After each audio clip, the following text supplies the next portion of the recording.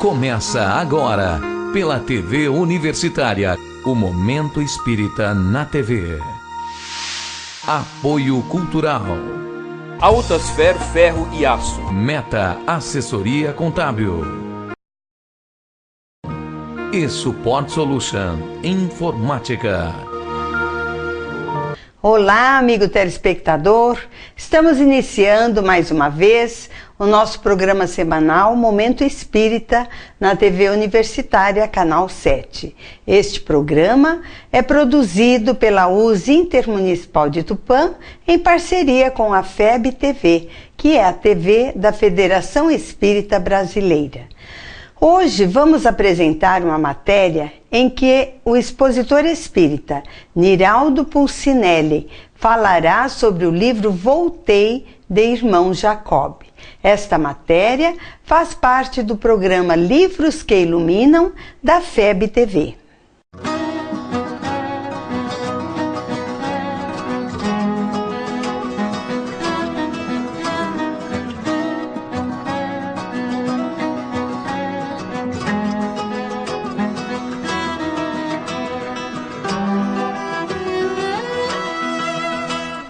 Estamos aqui para mais uma edição do programa Livros que Iluminam na FEB TV. Hoje recebendo como convidado, nesse ambiente especial da Biblioteca de Obras Raras da FEB em Brasília, o diretor da Federação Espírita Brasileira, Niraldo Pulcinelli, que é palestrante, estudioso da doutrina. Niraldo, seja bem-vindo. Muito obrigado, agradeço pela oportunidade, é uma alegria muito grande estar aqui. Niraldo, nós vamos conversar sobre um livro pensado da literatura maravilhosa de Francisco Cândido Xavier. O livro Voltei, do Irmão Jacó. Como é que surgiu esta obra? Bem, de fato é um livro maravilhoso, né? A sua leitura é recomendada para todos quantos queiram saber dos fenômenos do processo de encarnação. A gente sabe que Frederico Figner, o Irmão Jacó, que adotou esse pseudônimo, prometeu a si mesmo, quando estava em processo já final da sua vida, ele prometeu a si mesmo que assim que ele chegasse lá, ele voltaria para dar a notícia de como é que foi, né? Muito preocupado com o plano espiritual, com a vida, aquela coisa toda. Seria uma coisa muito fácil. Que seria fácil, que ele ia voltar imediatamente. Assim como outros, né, já também prometeram. Mas chegando lá, ele viu que não é bem assim. Então houve todo um processo, toda uma questão de amadurecimento, de adaptação, de ajuste, de adequação fluídica, a relação com o médium, essa coisa toda. Teve a ajuda de André Luiz, de Emmanuel. Só depois de tudo isso é que finalmente ele conseguiu fazer o contato com Chico Xavier e aí surgiu o livro. Isso no mínimo um ano, né, Niraldo? No mínimo, né? Da Terra, né? Da Terra. Me diz o seguinte, ele adota esse pseudônimo, Irmão Jacó. A gente sabe que foi Frederico Figner, mas por que a adoção de um pseudônimo? Bom, de um modo geral, os espíritos, ao desencarnar, espíritos de pessoas conhecidas, ao desencarnar, eles têm por hábito adotar um pseudônimo, para evitar problemas de ordem jurídica, de direito autoral, essa coisa toda. Nós já tivemos história nesse sentido? Já tivemos, né? O caso de Humberto de Campos, né, que adotou o pseudônimo de Irmão X. Então, Frederico Figner adotou esse pseudônimo. Agora, o nome Jacó, isso está relacionado à sua origem judaica. Por isso ele escolheu o pseudônimo Irmão Jacó. Ele não era brasileiro? Não, ele é de origem judaica. Inclusive, ele teve uma contribuição vindo para o Brasil muito grande em termos do desenvolvimento da discografia, não é isso? Sim, no Brasil. Sim. Ele era um empreendedor? Ele finalmente se revelou como um grande empreendedor, porque ele saiu lá da sua pátria de origem totalmente desprovido de posses. Tanto é que conta-se que ele recebeu da mãe um pacote de pães doces. E ele ficou no navio, num vapor, no qual ele embarcou para poder viajar, ele foi para os Estados Unidos, E ele ficou 14 dias comendo esse pão doce, foi a alimentação dele. E chegando lá nos Estados Unidos, ele teve a oportunidade de conhecer uma invenção de Thomas Alva Edison, mais tarde ficou conhecido como o gramófono, que era um cilindro de cera em que você podia gravar e ouvir a própria voz. Então aquilo fez um sucesso estrondoso. Uma revolução. Uma revolução. E ele se apaixonou já comprou um, veio para a América Latina, parou no Brasil, em Belém do Pará, e depois ele seguiu várias outras cidades, dentre elas Salvador, e acabou terminando no Rio de Janeiro, onde ele, depois de vender aqueles produtos, aquela coisa, ele foi aumentando as suas posses, o seu patrimônio, e aí fundou a Casa Edison para vender esses produtos. E mais tarde ele foi prosperando, revelou um grande empreendedor, com a capacidade de gestão muito grande, ele foi desenvolvendo e fundou finalmente a gravadora Odeon, a famosa Odeon, a fundação de Frederico Figner. Interessante. E Frederico Figner, ele era espírita, né? Chegou inclusive à vice-presidência da FEB. Chegou. Ele não foi espírita desde sempre. Sim. Mas ele veio a se converter ao espiritismo e se tornou extremamente atuante. Chegou, sim, a ser vice-presidente da FEB, atuava muito e era realmente uma figura em destaque do espiritismo brasileiro. Ele trabalhou, conheceu, era inclusive, trabalhava com esclarecimento no diálogo com os espíritos. Isso. E certamente com esse conhecimento, né, desencarnando, poderia ter uma condição, digamos, né, até considerável, uma condição boa espiritualmente falando. Mas o livro revela que não foi bem assim. Essa foi, inclusive, a grande surpresa dele.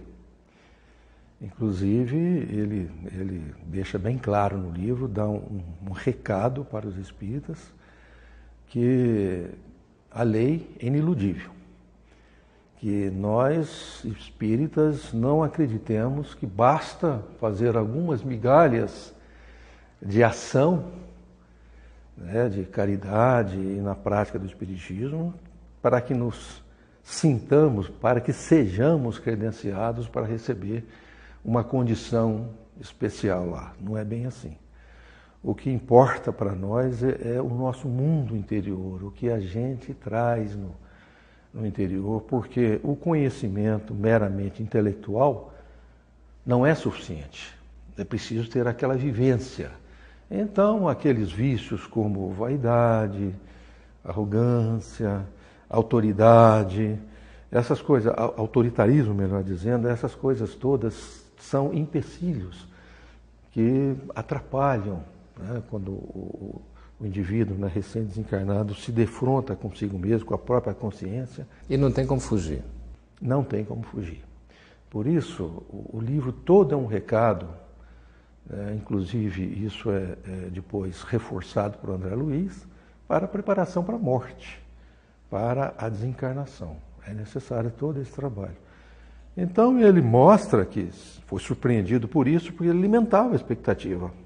Ele alimentava, depois confessou, de uma forma humilde e admirável, que realmente ele alimentava essa expectativa.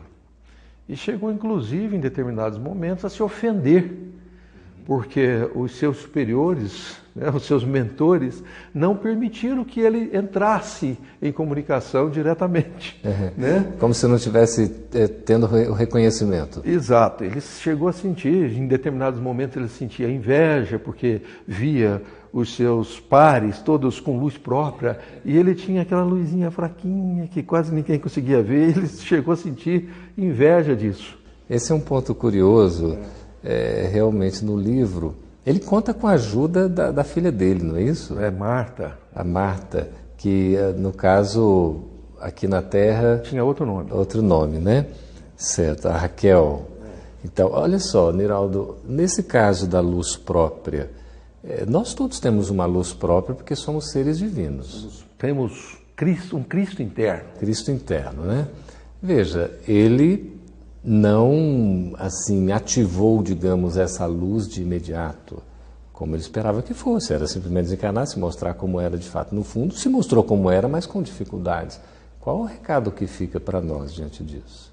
Olha, aí a gente precisa se reportar a uma bem-aventurança do Cristo.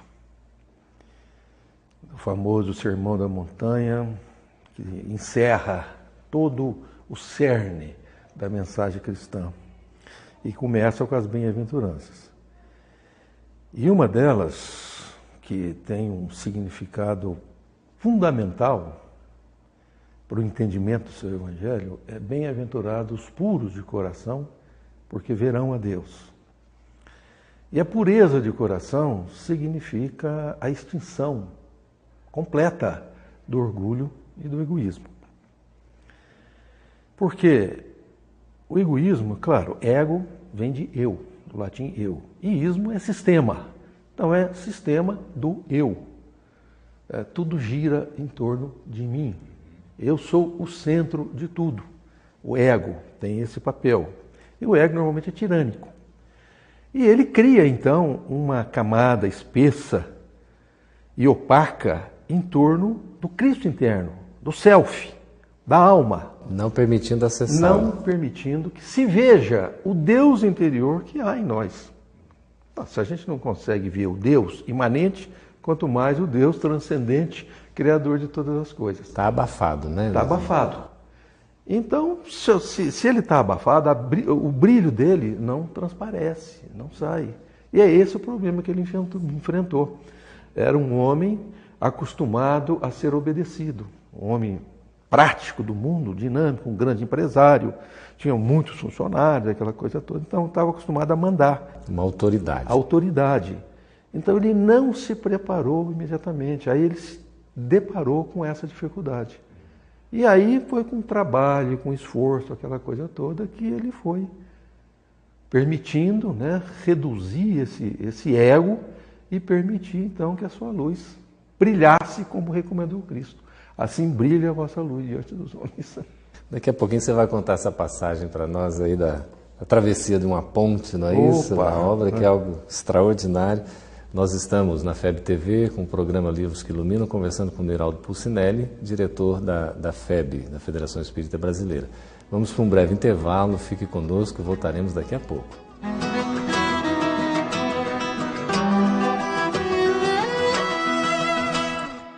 Evangelização Espírita Infanto-Juvenil.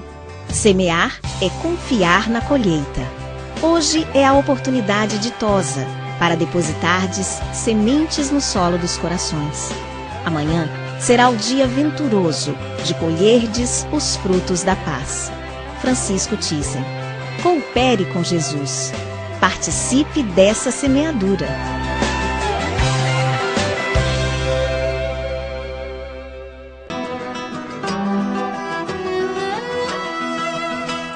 Estamos de volta com o programa Livros que Iluminam aqui na FEB TV, conversando com o Niraldo Pulcinelli, que é diretor da FEB, e falando sobre o livro Voltei. Niraldo, nesta obra, o que é que lhe chama mais a atenção? É um recado muito preciso, muito valioso para todos nós espíritas que temos o conhecimento e para a gente minimizar a surpresa ao chegar do lado de lá. Porque é natural que todos nós tenhamos as expectativas. Nós temos o conhecimento intelectual, nós sabemos do processo, nós já temos essa informação bem detalhada, narrada pelo próprio Frederico Figner, irmão Jacó. E a gente mesmo já morreu várias vezes. Já morreu várias vezes, só que a bênção do esquecimento, né, impede que a gente conheça os detalhes.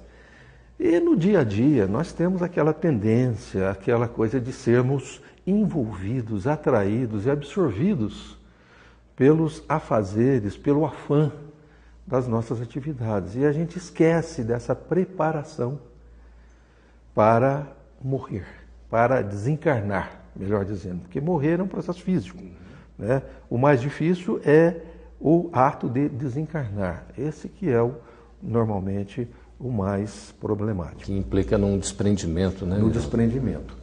Então, o que é valioso nesse livro é que nos chama à reflexão para que nós despertemos para este importante assunto, para essa importante questão. Sabe que eu tenho um senhor que eu tomo como um segundo pai. Uma vez eu perguntei para ele como é que ele estava e ele disse assim: meu filho, eu vou muito bem. Eu estou preparado. A hora que Deus me chamar, já estou de mala pronta. Aí eu brinquei com ele e falei: tomara que Deus não me chame tão logo, porque eu não estou nada preparado. Tem essa questão de se preparar, né, Niraldo? Ao ler o livro, né, nós somos concitados à reflexão, e isso nos desperta uma certa preocupação, porque fazendo uma avaliação sincera, a gente chega à conclusão que, de fato, a gente aguarda do Criador um tempinho maior, para a gente se preparar melhor. Dá mais tempo, pelo menos. Tá certo. Niraldo, o Mano Carlos Campetti, uma vez numa palestra, ele fez uma referência que eu nunca tinha ouvido a respeito desse livro. Ele disse que esse livro foi o primeiro livro espírita, escrito por um espírito espírita, destinado aos espíritas. Você concorda com isso? Plenamente. Plenamente. Nós temos, na literatura espírita, uma vastidão de obras de espíritos de toda a natureza.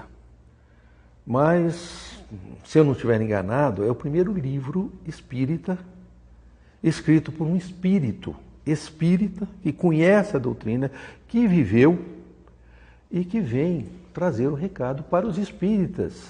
Justamente porque, como nós sabemos, os recados que vêm de lá é sempre no sentido de que nós, espíritas, somos os que mais dão trabalho do lado de lá. Porque a gente tem a pretensão de saber muito, porque eu sei, porque eu estudei. A gente fica rindo disso, mas é lamentável, né? É lamentável. Oh, meu Deus. Então, esse livro, ele tem como público-alvo exatamente os espíritas, para que sejam alertados e que se conscientizem dessa realidade. O umbral está cheio de espíritas, Niraldo? Olha, pelo menos uma passagemzinha por lá, com certeza, eles têm, né? Um estágio lá. A nossa tentativa é passar o menor tempo possível. Passar o menos, mas com certeza deve estar cheio. Mas isso, o fato de ter sido esse livro, então, escrito por um espírito, destinado aos espíritos, significa que outros leitores, então, não leriam? De modo algum, de modo algum. E caberia a outros também? Sem dúvida, sem dúvida. Porque é claro que é necessário um pré-requisito, né? Se um leitor que não tem nenhum conhecimento da doutrina espírita, ele pega um livro assim para ler, ele pode se assustar, pode não entender, então ele precisa primeiro aceitar a reencarnação, precisa aceitar a imortalidade da alma, precisa aceitar que certas teorias que são amplamente divulgadas por irmãos de outras origens religiosas, que a coisa não é bem assim. Mas é um livro que deve, sem dúvida, chegar a todo mundo. E a gente vê numa revelação dessa, Niraldo, com o princípio da imortalidade, da comunicabilidade, um respeito sem imposição que o Espiritismo tem também com relação a outras crenças, não é? Uma das características do Espiritismo é simplesmente mostrar a realidade do espírito, a realidade espiritual, a lei da reencarnação, a bondade, a magnanimidade do Criador, a sua justiça e que o Cristo é o nosso governador espiritual. Inclusive, o Espiritismo tem uma visão muito positiva em relação a todas as outras religiões, porque todas elas têm o seu papel fundamental. Afinal, todas as religiões concorrem para elevar o indivíduo a Deus. Niraldo, aqui na obra a gente percebe, pela própria estrutura, a forma como ela foi redigida, uma didática, uma metodologia de apresentação para facilitar o entendimento. Você vê, os capítulos são, se eu não me engano, são 20 capítulos, cada capítulo tem estrutura de 4 ou 5 itens, que são itens pequenos, todos eles com título de entrada, quer dizer, é uma obra que realmente já mostra uma preocupação em colocar de maneira bem fácil para a gente entender. Tem um propósito didático. E isso aí é para nós que estamos aprendendo a doutrina espírita. Inclusive para aquele que não conhece, é também um elemento importantíssimo. Sem dúvida. Do ponto de vista da transmissão da mensagem e de criar todos os elementos no sentido de atingir o objetivo da comunicação, sem sombra de dúvida, é irretocável. E objetivamente? Também, claro. E aquela passagem, Niraldo, da ponte? A gente que lê o livro, relê, sempre é muito tocado, não é, por essa ponte. O que significa esse momento? Essa ponte, de fato, ela tem um significado, eu não diria físico, porque, embora do lado de lá, para nós, as coisas, para nós, os espíritos desencarnados, não nós que estamos encarnados, mas ao desencarnar, e para os espíritos que já estão livres da vestimenta carnal, pelo menos na erraticidade, a sensação é de fato que a vida continua. Então que as coisas são tão materiais quanto as que existiam aqui. Tanto é que em muitas manifestações de espíritos desencarnados, nas reuniões mediúnicas, eles ainda não perceberam que morreram exatamente por essa sensação da continuidade. Mas eu continuo com o corpo, mas tem árvore, tem tudo, tem casas, né? Mas para eles essa é a realidade. Para nós isso é tão sutil que a gente nem vê. Então o conceito de, como eu iniciei dizendo, né, físico não funciona, não se adequa bem. Então, mas tem um significado simbólico muito extenso, muito profundo, um significado. É a ponte que ligava, né, aquelas regiões umbralinas ao centro lá mais evoluído, que embora, né, o centro de atendimento especializado, que estava colocado mais, inclusive a atmosfera era outra, a iluminação era outra, aquela coisa toda. Então ele, passando o cortejo que o foi receber, né, Bezerra de Menezes, Marta, o irmão Andrade, que era o mentor dele, o guia dele, todo passando por aquilo, e ele teve muitas surpresas. Né? Por que a gente não pode volitar? Por que meu pé está chumbado aqui? Essa coisa toda. Né? É interessante, todas essas surpresas, né, que ele foi sentindo, porque ele imaginava coisas diferentes. O amigo vai ficando curioso aí, para quem não leu o livro, por favor, leia. Quem já leu, relembre, releia, muito bom. Eu não vou contar todos os detalhes, né, para não estragar o prazer do leitor. Mas, Niraldo, tem um momento em que nessa travessia da ponte, eles olham para baixo, não é? Sim, E ali tinham criaturas, aquelas criaturas monstruosas, né, deformadas. Que eram espíritos. Eram, né? espíritos, mas nós sabemos, aí nós temos que aprofundar um pouquinho. Nós sabemos que o perispírito, que é a matriz morfológica do corpo físico quando o indivíduo encarna, ou do corpo espiritual quando o indivíduo desencarna, porque o espírito é a alma com o seu corpo espiritual, né? E esse corpo espiritual, ele é muito sutil e muito maleável. Quando nós aqui encarnados temos uma contrariedade qualquer, nós manifestamos isso na nossa fisionomia. Quer seja por uma contrariedade, quer seja por uma manifestação de alegria, ou por uma dor, nós manifestamos essa sensação, essa angústia na nossa fisionomia. O corpo espiritual é muito mais maleável e flexível, ele se modifica às mais abrandadas vibrações do espírito.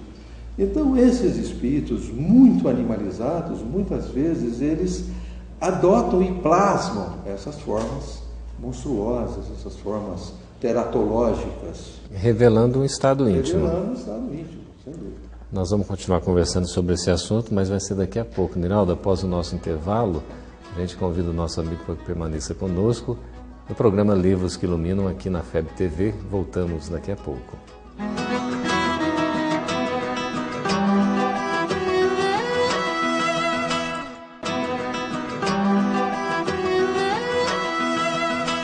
Estamos de volta com Livros que Iluminam, conversando com o Niraldo Pucinelli, que é diretor da FEB. Estamos falando sobre o livro Voltei, do irmão Jacó, psicografia de Francisco Cândido Xavier, uma obra publicada pela FEB Editora.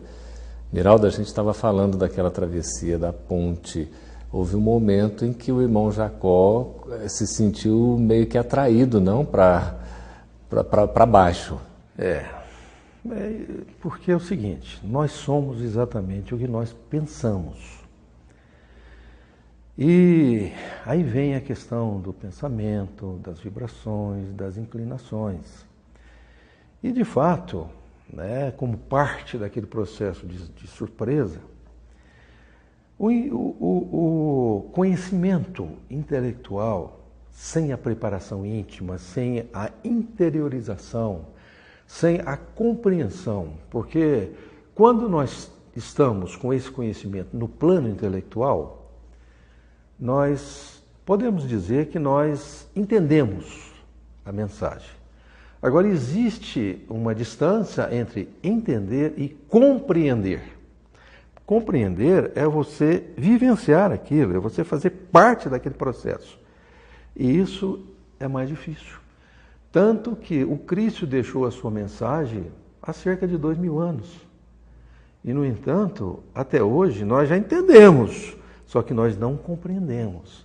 À medida que nós vamos evoluindo, é que nós vamos, pouco a pouco, nós vamos compreendendo e vivenciando esse processo. Na tentativa, voltando àquela questão anterior, de minimizar, de debelar a tirania do ego e permitir que o Cristo interno, o self, se manifeste. Então, o nosso querido irmão Jacó estava nesse processo e ali aquelas suas tendências o atraíram para aquela região, tanto que ele precisou ser segurado. A gente poderia dizer que o céu, o inferno, o purgatório existem? Com certeza. Dentro da mente daqueles que o criam. Ou seja, o nosso céu, o nosso inferno, o nosso purgatório. Como regiões no espaço, na espiritualidade, delimitadas, é claro que a doutrina espírita deixa isso bem claro, nós já temos esse conhecimento de forma consolidada, não existem. Assim como as penas eternas não existem. Agora, aí cabe uma análise interessante. De fato, essas regiões, nós falamos aqui das regiões umbralinas, onde há um sofrimento, uma condição de penúria bem mais acentuada. E elas existem de toda a eternidade e vão continuar existindo por toda a eternidade. Considerando que o Criador cria constantemente, sempre surgirão espíritos atrasados, ignorantes, e que passarão por isso, desde toda a eternidade até toda. Ou seja, esses espíritos estão alimentando esses estados. Estão alimentando. E se reúnem por afinidade. Se reúnem por afinidade e criam essas regiões. Então elas existem? Elas existem, claro, elas existem. Não conforme aquela colocação bem, eu diria, pragmática da teologia, como lugares delimitados, ou o indivíduo tendo uma só existência, depois da morte física, ele vai ou para o céu ou para o inferno. Quer dizer, se ele for bonzinho, ele vai para o céu. Se ele for malzinho, ele vai para o inferno. Eternamente. Eternamente. Essas regiões, pelo raciocínio apresentado, elas sempre existiram, sempre existirão. Agora, o espírito passa por elas. E uma vez que ele tenha se arrependido, ele vai continuar o seu progresso naturalmente, porque a nossa destinação é a perfeição. Como aconteceu com André Luiz. Como aconteceu com André Luiz, sem dúvida, e tantos outros, né? Que a literatura nos narra, não é? Quer dizer, não é uma condição eterna, mas existe enquanto a gente internamente alimenta. Alimenta. E essas regiões, na verdade, né, elas não são regiões físicas, mas são regiões mentais criadas pelos espíritos que estão internamente desequilibrados e que se reúnem por afinidade. E ali eles plasmam, né, a exemplo do que nós falamos sobre as formas físicas, né, as regiões, o ambiente também reflete.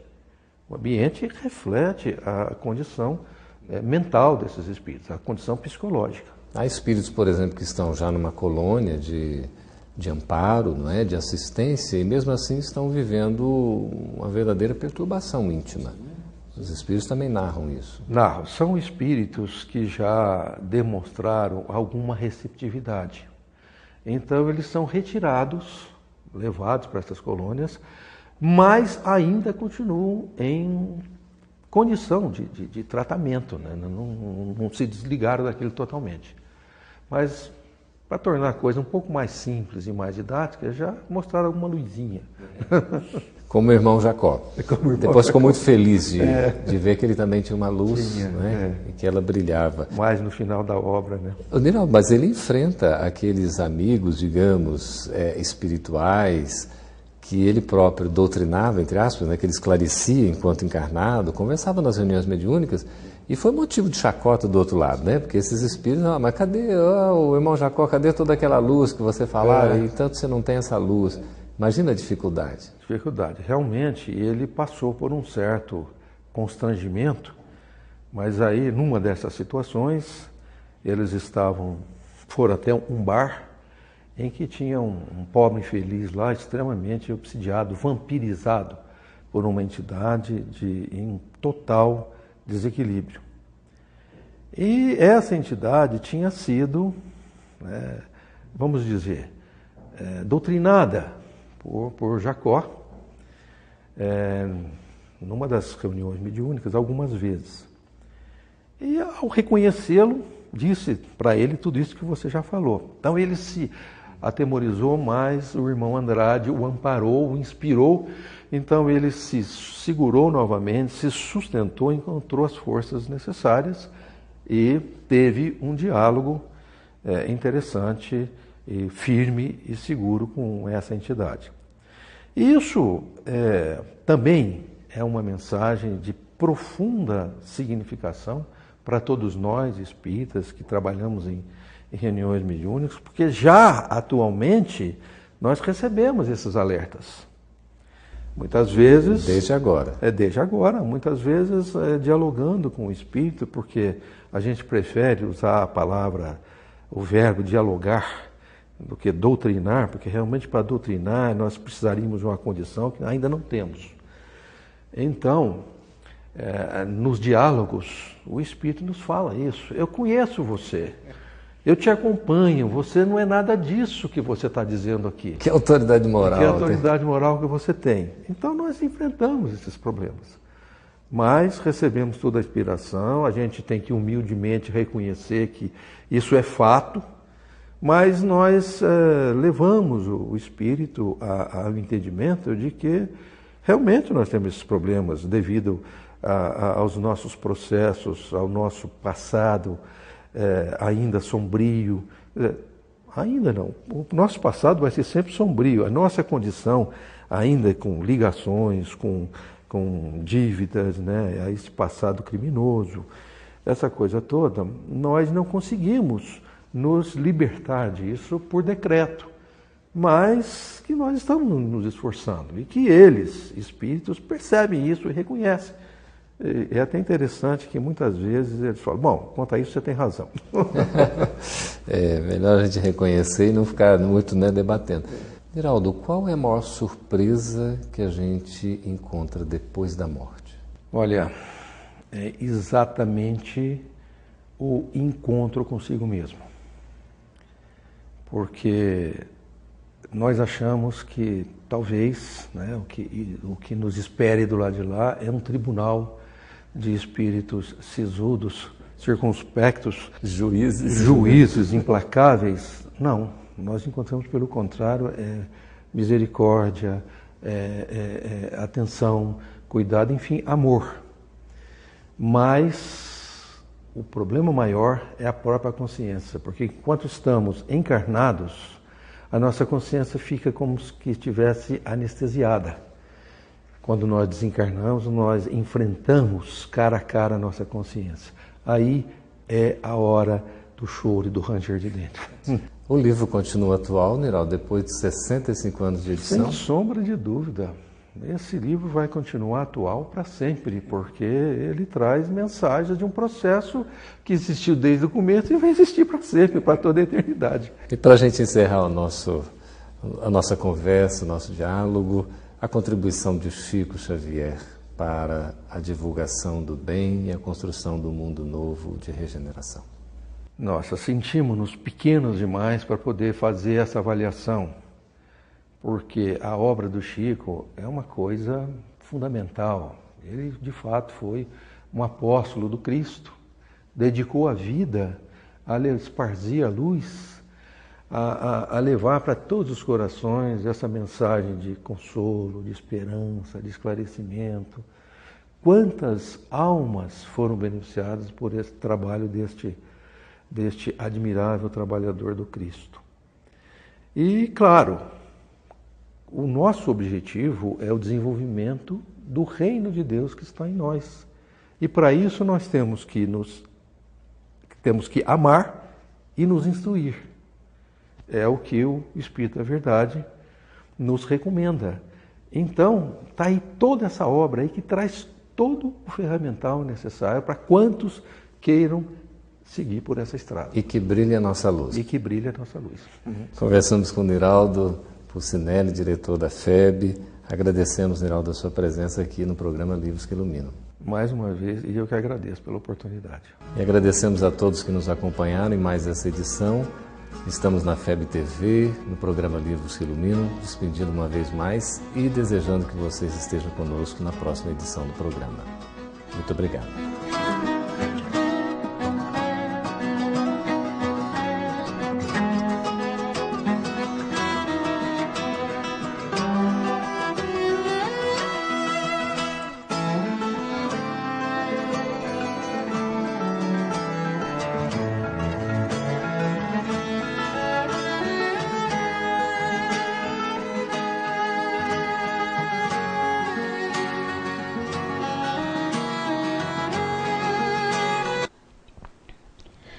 Agora, o expositor espírita Alberto Almeida abordará o tema Amor e Deus. Essa matéria faz parte do programa O Amor Pede Passagem, da FEB TV.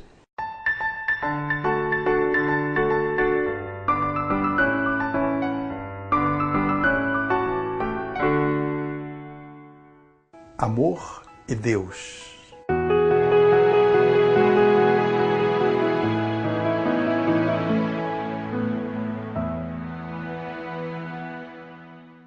Uma das questões que se coloca no mundo de uma forma bastante desafiadora é poder lidar com a divindade. Na atualidade, nós temos um mundo que se diz teísta, ou seja, acreditando na divindade, no Criador. Em um fragmento muito pequeno, se coloca como materialista ateísta, negando o divino. É natural que, do ponto de vista da academia, a divindade fique ainda para uma disciplina, para um curso da teologia. Meados do século XVI, exatamente nesse período, é que a ciência conseguiu fazer uma grande ruptura com a igreja, com a teologia, com o conhecimento que estava focalizado dentro da religiosidade. A religiosidade, por um longo tempo, teve a tutela do conhecimento e ditava o que era verdade e o que não era. Mas foi exatamente com Francis Bacon, depois René Descartes, que foi se abrindo uma possibilidade nova para se entrever uma relação diferenciada com a natureza e com o divino. Como a teologia ela, de uma certa forma, amordaçava o conhecimento e mantinha sobre a sua peia, houve então um movimento de ruptura, inclusive com alguns sacrifícios, com algumas perseguições. Giordano Bruno, por exemplo, Galileu Galilei, nas suas manifestações contrárias ao pensamento da época, da religiosidade, fazendo uma imersão numa percepção diferenciada para a ciência, haveria de colidir com este divino que era apresentado. E foi exatamente no século XIX que Charles Darwin, estudando toda a evolução das espécies numa viagem de 5 anos pelo mundo, inclusive passando pelo Brasil, por Salvador, por Rio de Janeiro, no Beagle, ele, como naturalista que era, com seu compromisso de estudo pela observação, haveria de publicar, no ano de 1859, A Origem das Espécies, esse tratado, que de uma certa forma daria ensejo para documentar de que a divindade não era de modo algum dotada da verdade que se dizia de que ela era possuidora, pelo menos a divindade que era apresentada até então.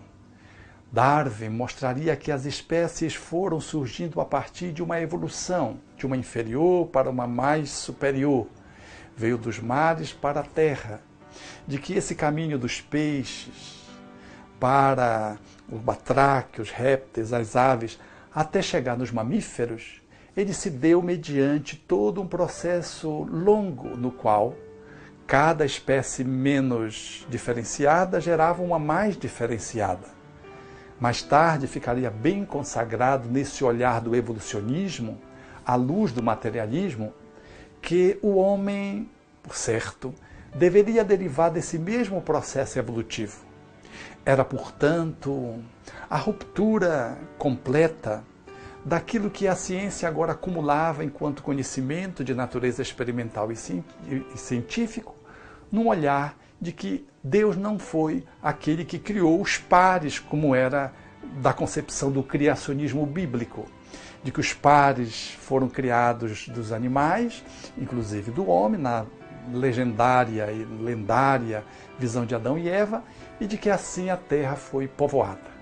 Esse olhar, portanto, que na verdade era um olhar poético, lírico, consagrado no Gênesis, e que tinha uma leitura literal, receber agora um golpe frontal e um golpe profundo do materialismo ateísta, que confirmava de que efetivamente os animais, o homem, não foi de modo algum gerado aos pares dentro dessa visão do criacionismo. Era, portanto, o evolucionismo darwiniano que vinha agora afirmar de que o ser humano, quanto os outros animais, não foram de modo algum gerados pela divindade nesse olhar mágico que a religião apresentava. Isso daria força, mais ainda, para que a ciência se encastelasse na academia, no laboratório, destituindo a divindade de comparecer nesses estudos. A ciência, portanto, ela se afirmava agora mais materialista, mais ateísta, e é nesse circuito existencial histórico que nós vamos encontrar o pensamento espírita surgindo, bem exatamente no século de Karl Marx, que também faz uma leitura social das classes sociais, uma visão sociológica, destituindo a divindade, numa visão do materialismo dialético, afirmando, portanto, essa divindade fora, portanto, colocada numa perspectiva do ópio do povo, como bem foi afirmado naquele tempo. Nesse mesmo tempo, nós vamos perceber que o estudo do psiquismo humano recebe esse mesmo tratamento com o olhar de Freud, esse gênio da psicanálise, que estudando o ser humano, haveria de fazer uma leitura do psiquismo, descobrindo o subconsciente, o inconsciente, e analisando a libido como sendo originadora de vários processos de doença ou de saúde, e que a enfermidade estava muito relacionada a forma como a sociedade, numa visão religiosa hipócrita, detinha a sexualidade, coibindo, inibindo, e que isso gerava os processos de adoecimento, os processos histéricos. Essa contribuição freudiana também haveria de coincidir, nessa visão psicológica, com uma perspectiva de percepção da realidade bem em cima do materialismo, tirando Deus dessa circunstância. Então, era no aspecto social, era no aspecto biológico, era no aspecto psicológico. Esse olhar, de uma certa forma, do ser humano e da vida, estava associada a uma visão de uma vida como um grande equipamento, um grande relógio, um organismo que funcionava, seja o organismo do universo, seja o organismo do corpo, seja o organismo do psiquismo, como bem afirmaria Freud, a máquina do psiquismo, o aparelho, a expressão usada psíquico, daria ensejo de poder perceber de que era efetivamente uma coisa material. Essa talvez fosse a perspectiva da ciência de então, olhando a vida desconectada de Deus, pelo menos daquele Deus que era apresentado naquele tempo. E é neste circuito que surge o pensamento espírita. No meio do fulgor dessas contribuições, Allan Kardec com os espíritos trazem uma nova visão de Deus que nós vamos ver.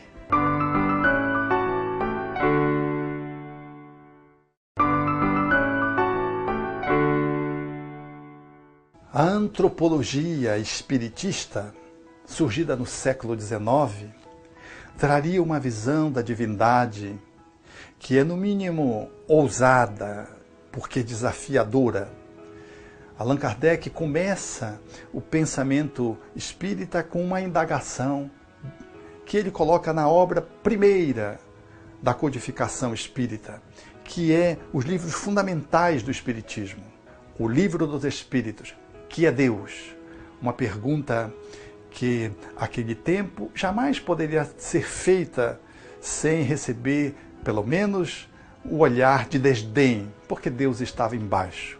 Era o século da morte de Deus. Mas é curioso que o codificador pergunta que é Deus, não indaga de quem é Deus. Porque, historicamente, esse Deus que a ciência e a filosofia questionaram era um Deus que os espíritos naturalmente também questionariam.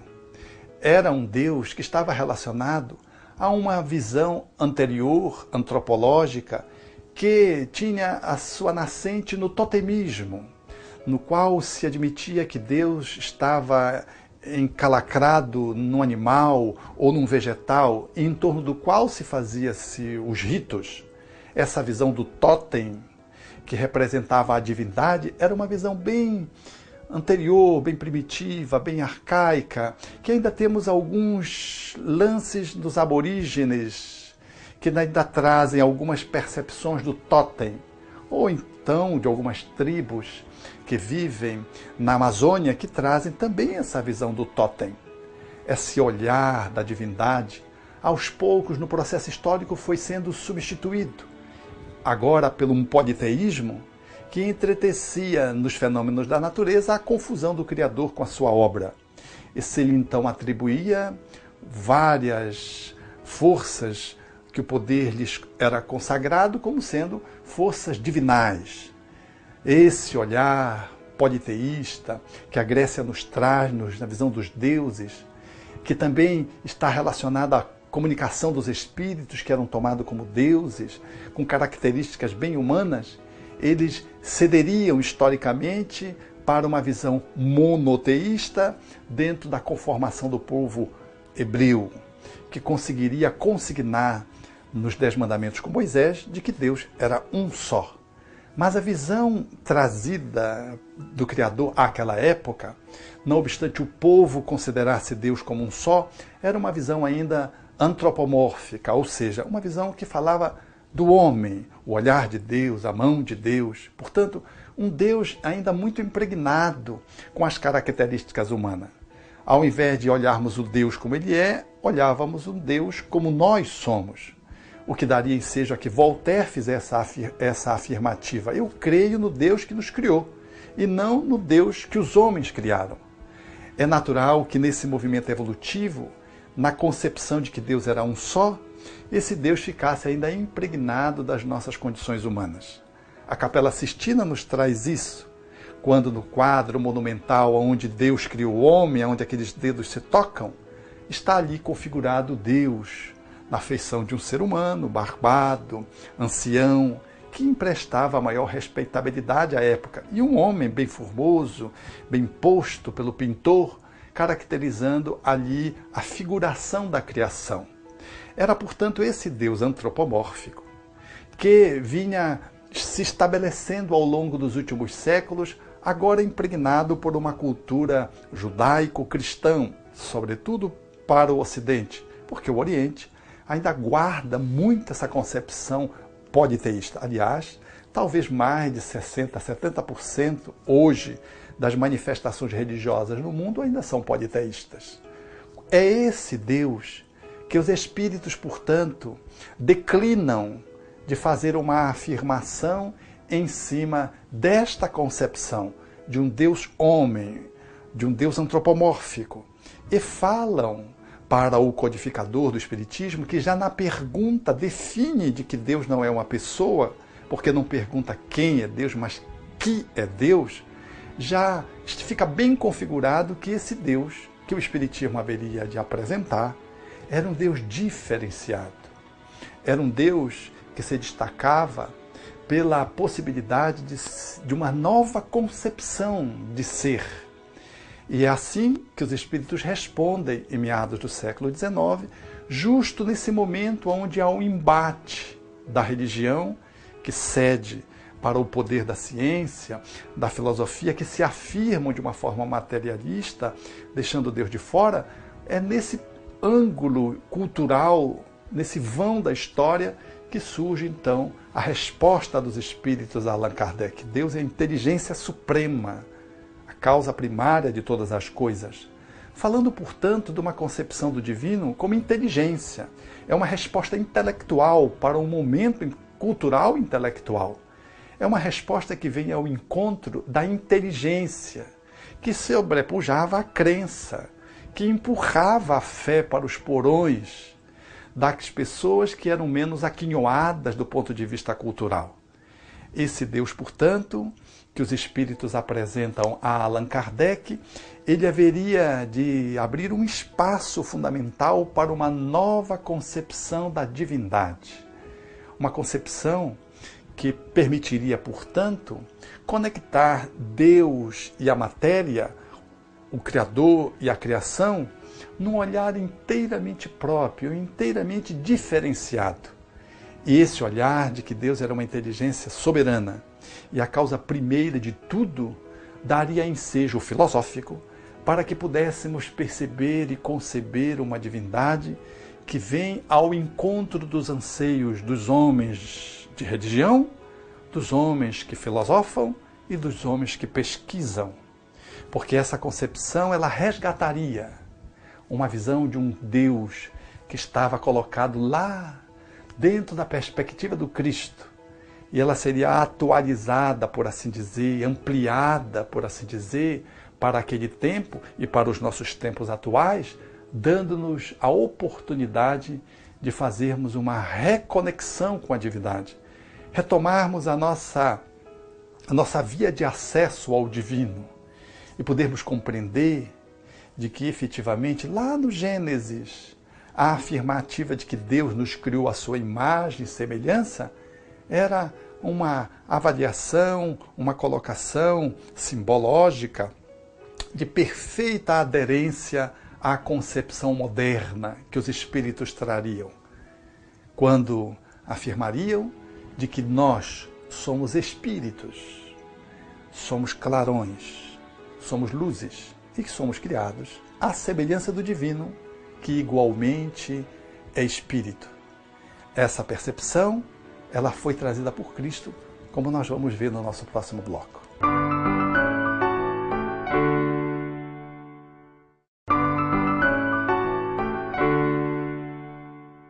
Assim, essa visão lírica que o Gênesis dos Hebreus nos trazem, e que Jesus faz uma retomada no seu tempo, o Espiritismo igualmente resgata a visão crística e nos coloca numa possibilidade de encontrarmos Deus numa relação de aproximação, de link, de vínculo, de aliança com a divindade.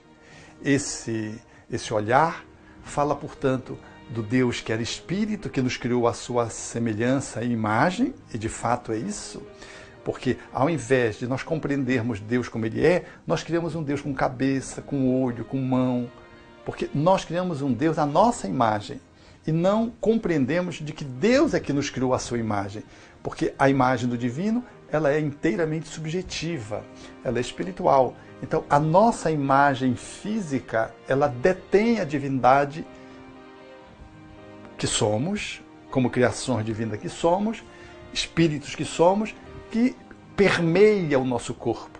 E a nossa natureza fundamental, como pessoas que somos, transcendendo essa dimensão material, é de que somos seres espirituais. Portanto, somos réplica da divindade no sentido de que somos filhos de um Pai.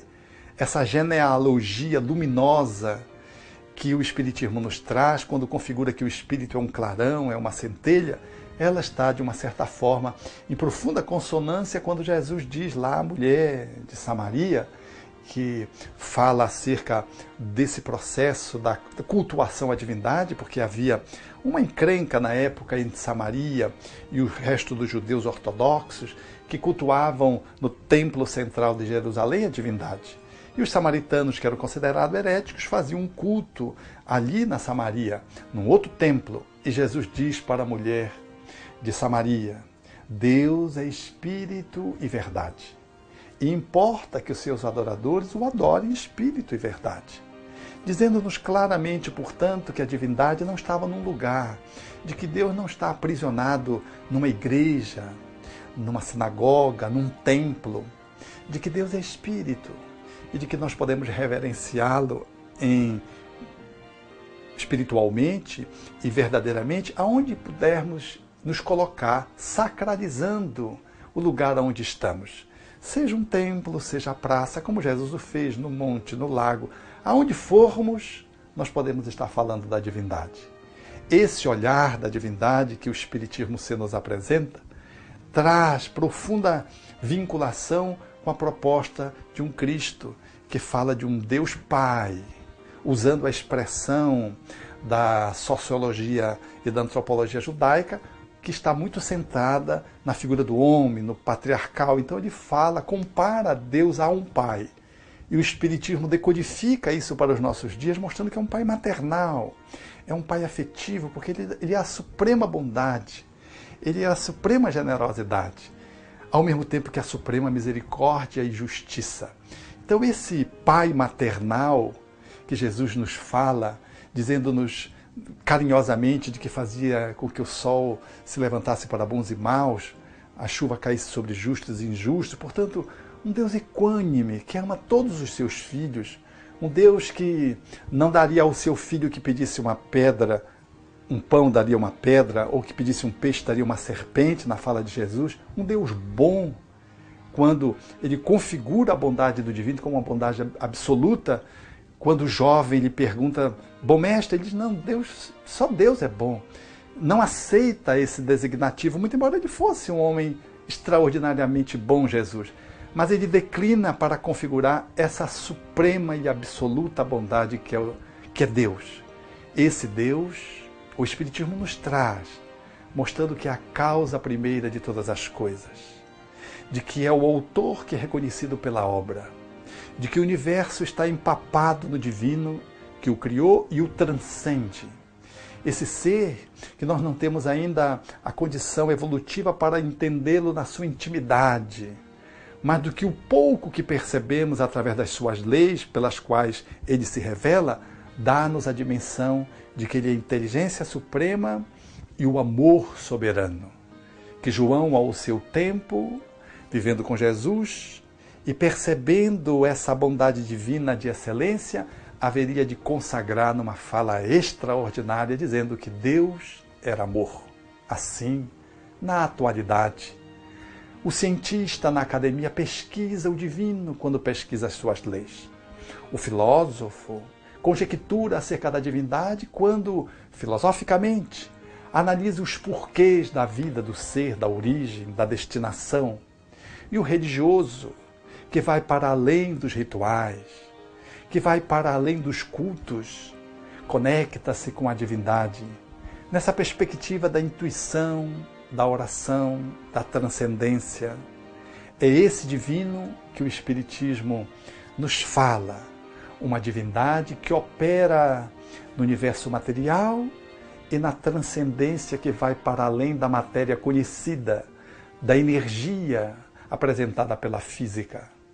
Um Deus que nos criou à sua imagem e semelhança e que, portanto, nos dotou das suas características, ainda que de forma relativa, capazes de podermos reproduzi-lo, seja na inteligência, seja na amorosidade.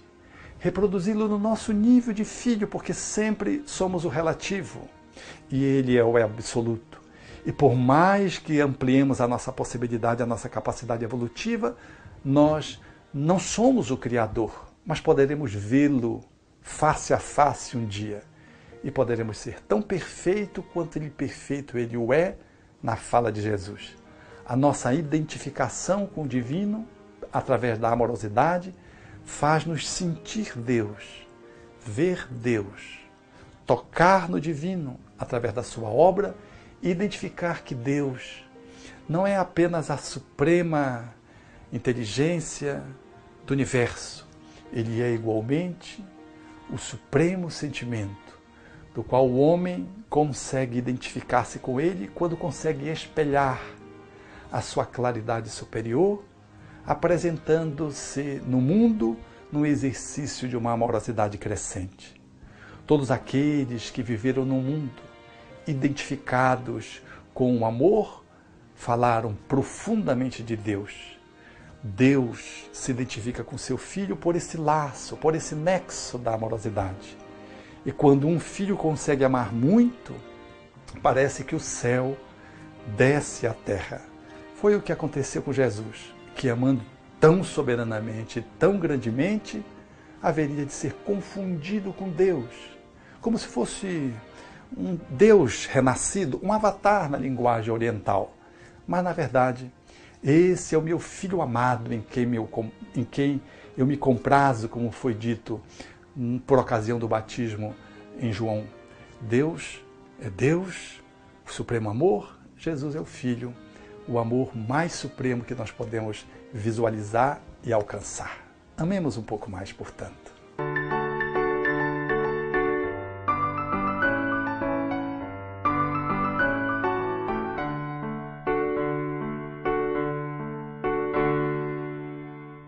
Amigo telespectador, agradeço a sua amável atenção e lembro que este programa vai ao ar pela TV Universitária, Canal 7, que é uma TV a cabo, todas as sextas-feiras, às 15 horas e às 20 horas, e aos sábados, às 0 hora e às 10 horas.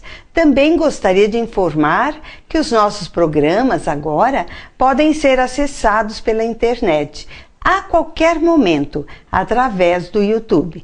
Basta você entrar no YouTube e colocar Programa Momento Espírita Tupã e você poderá assistir a todos os programas que já foram ao ar. Bem, chegamos ao final do nosso programa. Desejo a você, amigo telespectador, um ótimo fim de semana, com muita luz, muita paz e que Deus o abençoe e proteja, como também a toda a sua família. Um grande beijo no seu coração e até o nosso próximo programa.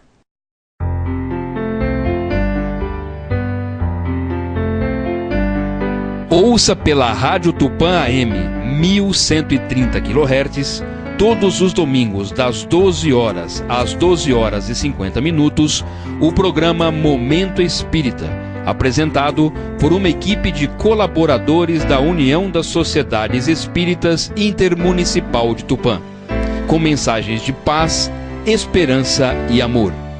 Programa Momento Espírita, todos os domingos ao meio-dia na Rádio Tupã AM.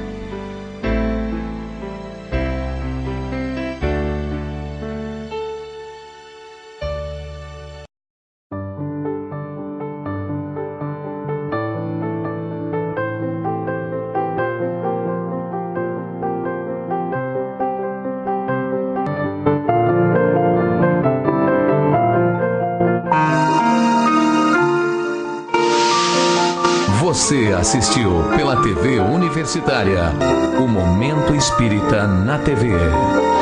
Apoio Cultural. Altasfer Ferro e Aço, a mais completa linha de materiais para serralheria. Ferro para construção, estruturas metálicas, bobinas galvanizadas e caixas para portões basculantes. Altasfer Ferro e Aço, Avenida Tabajaras 1695, telefone 3496-1110.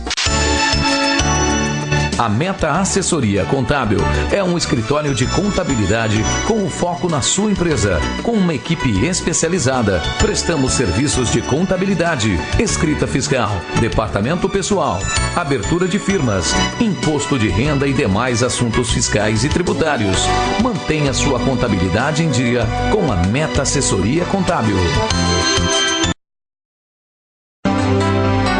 Support Solution Informática oferece o que há de melhor em equipamentos de informática pronta entrega, em até 10 vezes sem juros. Assistência técnica em computadores, notebooks, impressoras e atualizações de GPS. A mais completa linha de cartuchos e toners, originais e recargas. Support Solution, 16 anos comemorando com você.